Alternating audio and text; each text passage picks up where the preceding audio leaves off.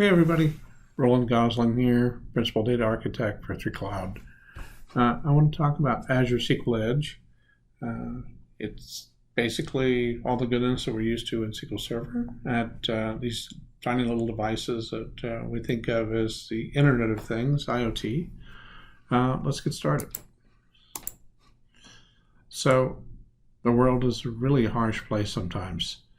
And a lot of times we have these needs to collect data at these device level and bring that data back and use it for all kinds of things.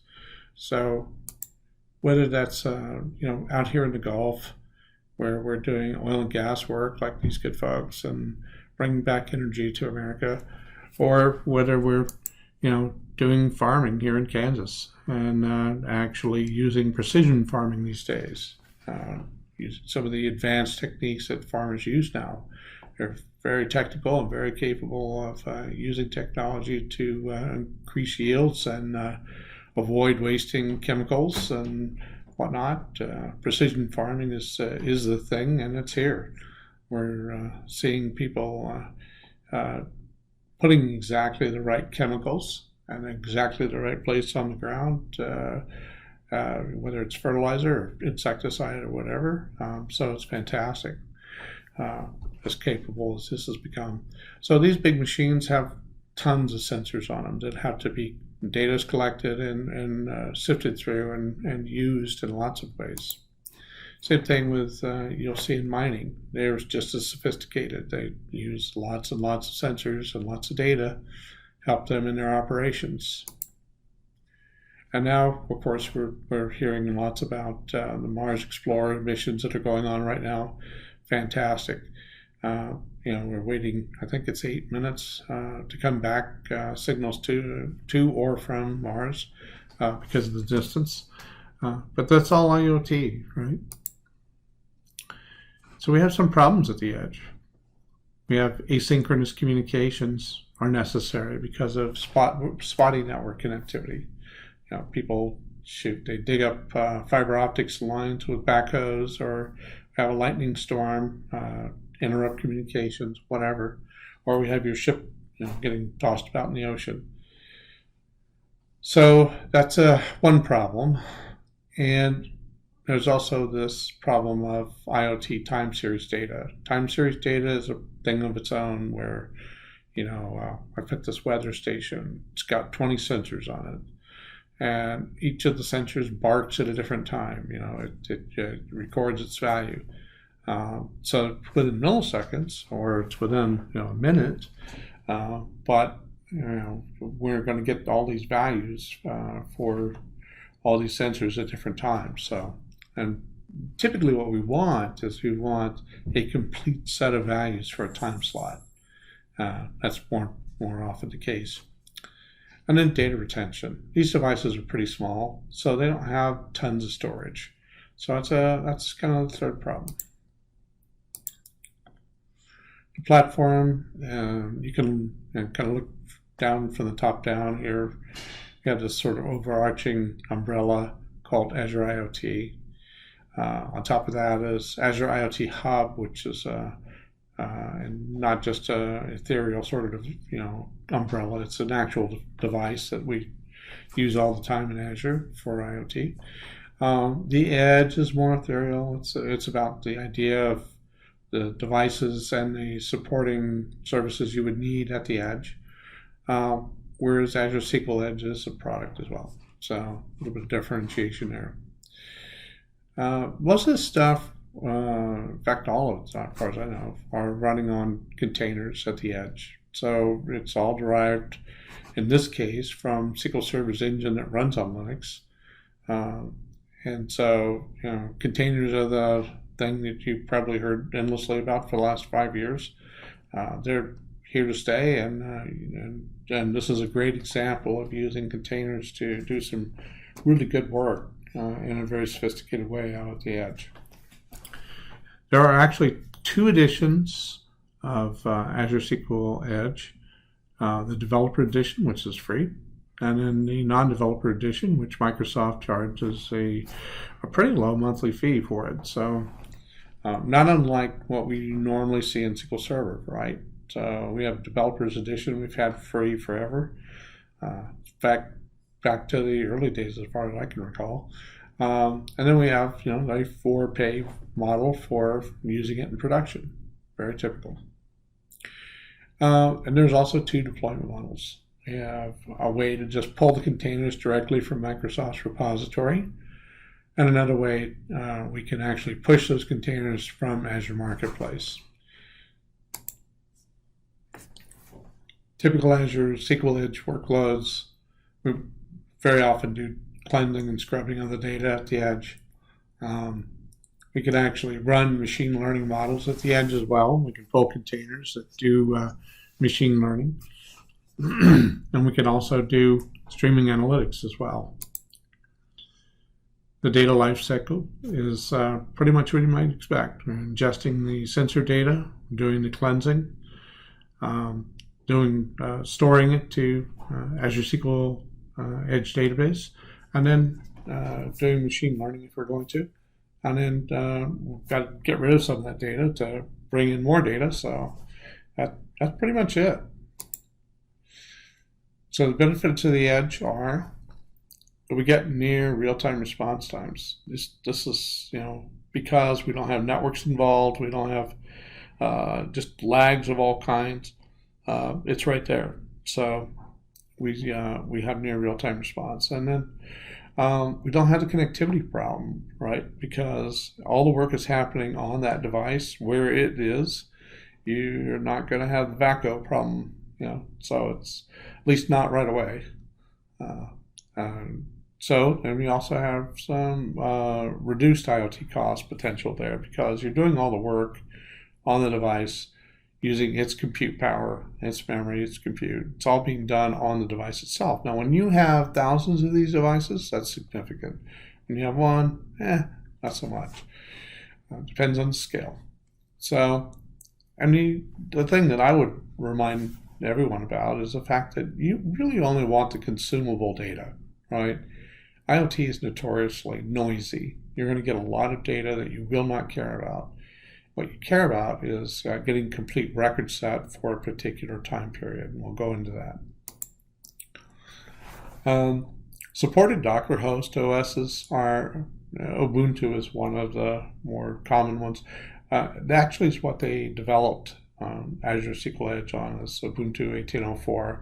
LTS stands for long-term support. So that's sort of what we think of as the production version of it. So if you wanted to pay our friends at Ubuntu, you'd pay them in our canonical, I should say. They will support you for a fee. So not unlike Red Hat's model. Same thing, 2004. I'm actually running on 2004 right here, so it works great.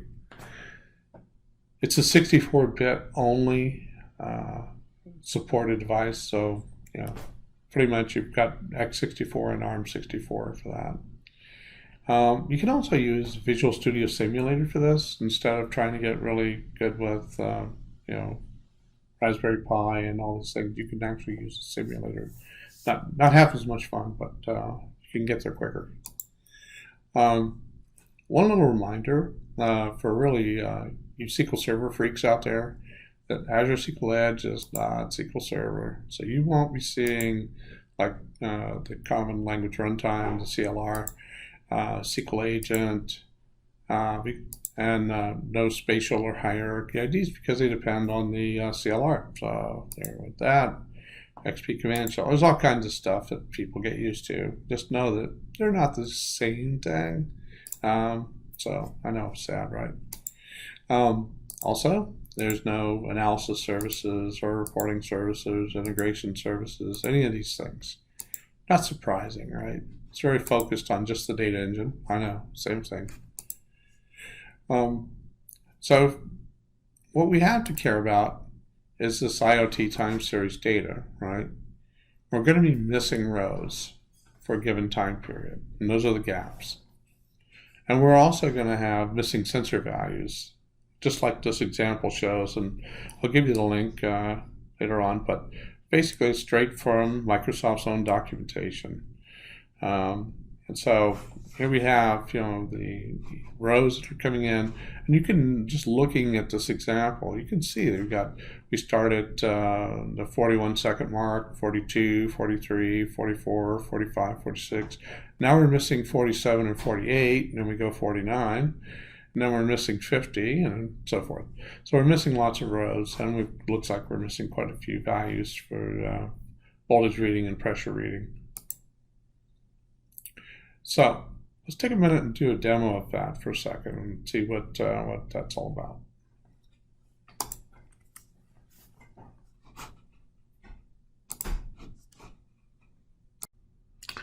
All right, so here we are in our trusty friend, Microsoft SQL Server Management Studio. One thing to know about Azure SQL Edge, unlike other the standard Linux edition that you might run into in another sort of world, is that it doesn't come with any command line tools. Like if you're used to the SQL command tool, it doesn't exist in Azure SQL Edge for whatever reason. So to actually work with it, you're going to have to use something else, and that's why I'm using SSMS to go after this. So in order to do that, I'm going to connect to that little Raspberry Pi I've got out there. It's already gotten loaded, and I've created this one little database out there, Xenon, which I use that name for all my little demos. And table-wise, I don't think we have anything out there that's usable yet. So we are going to pull up this demo that we borrowed from the website here. Move this over a little bit. Okay, this is actually the location of that article, so if you're interested. So what to do, basically, they create a table called machine telemetry. I've changed the name from timestamp for this first column because I just have a thing about using reserved words like that for things like column names. So you'll see that if you go out and try this, it'll be slightly changed. So anyway, I'm going to create this table called machine telemetry. And I'm also going to create this little temporary table that's going to help drive some of the data generation we're going to do. We're going to take this first amount of data here that we're creating and insert it into our brand new machine telemetry table. And so like I've mentioned here, we're missing values for 47, 8, so forth on through. So the first thing we do is create values in this little temporary table called series generate. And if we do this, we can pull the data back from the series generate table, and we should see that now we have values for all those ranges, right? 41 through 56 are there. So we have rows now that represent the time period. Bingo. And then here we can pull this together and join it against our machine telemetry table. And so in doing so, you can see we have 41 through 56 that are there, and we're missing all these column values here.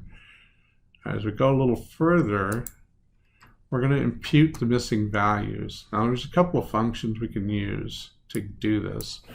One is last value and one is first value. So what we can do with last value is say, basically get for whatever the last real value was that we saw for this thing, grab that and use it to supplant this null value that we've got in the table. So we can do it this way. So you can see the original values in this column, the imputed values in this column. Same thing here for pressure and imputed here. You can also do it another way, which they show you in that. So you can use it for not only the last value for one of them, but the first value for another.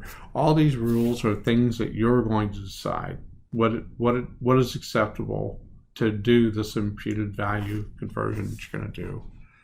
So we'll just go ahead and run this for fun. Kind of the same thing, right? We've got now an imputed voltage column here that has values from, let's see, we used last and then we used first values for this one. Lots of ways to do it.